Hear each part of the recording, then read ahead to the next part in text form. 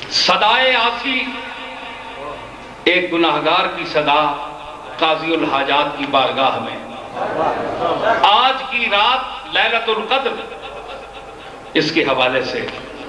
عرض کیا ہے کہ آسی ہے بآمال قلیل آیا ہے، آسی ہے بآمال قلیل آیا ہے، مجرم ہے مگر بلا وکیل آیا ہے، آسی ہے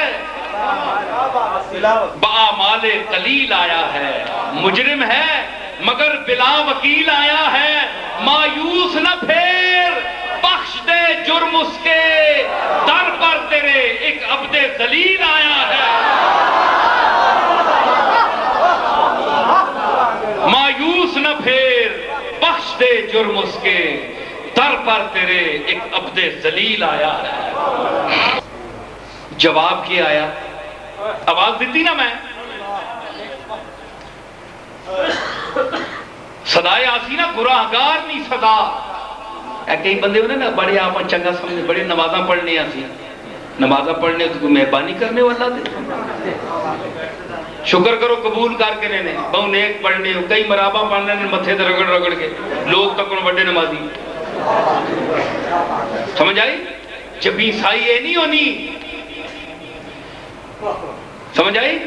اوکے آکھیا صدائے آسی، آسی آواز دیتی، در پر تیرے ایک عبد ذلیل آیا ہے، آواز جواب کیا آیا؟ اس واسطے کہ فرمایا اجیب دعوت الداعی اذا دعانے، جب مجھے بلانے والا پکارنے والا بلاتا ہے تو میں جواب دیتا ہوں۔ جواب کیا آیا؟ ایک منٹ جواب کیا آیا کہ دفتر ہے سیاہ، دفتر ہے سیاہ یا دھلا ہے، آ جا، دفتر ہے سیاہ یا دھلا ہے، آ جا، مالک تیرا فضل پر تلا ہے، آ جا۔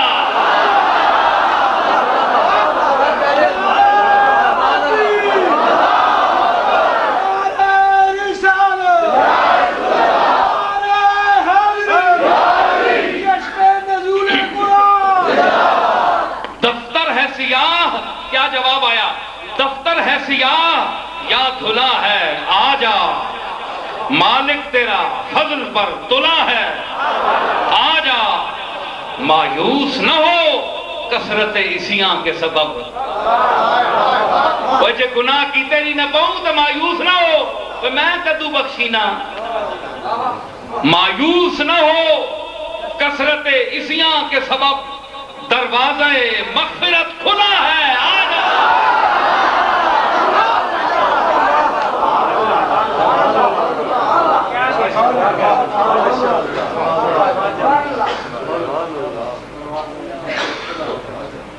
اے سب کے رازق، انساناں ماں کتیاں بلیاں ماں ڈنگراں ماں رزق دینے والیا،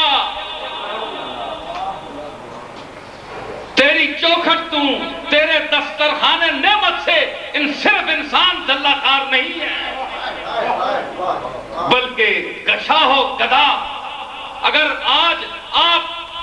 صدر مشرف سے بھی جا کر پوچھیں کہ تجھے رزق کون دیتا ہے، اور فٹ پاتھ پر بیٹھے ہوئے ایک گدا سے بھی پوچھیں کہ تجھے رزق کون دیتا ہے، دونوں بیک زبان ہو کر کہیں گے کہ مشکل میں تیرا ہی ساتھ کام آیا ہے، مشکل میں تیرا ہی ساتھ کام آیا ہے، ہم پر تیرے ہی فضل کا سایہ ہے، مجھ پر تیرے ہی فضل کا سایہ ہے، اب وقت پڑا تو دے مجھے منہ مانگا، اب وقت پڑا تو دے مجھے منہ مانگا، ارے تیرا ہی دیا تو عمر بھر کھایا ہے،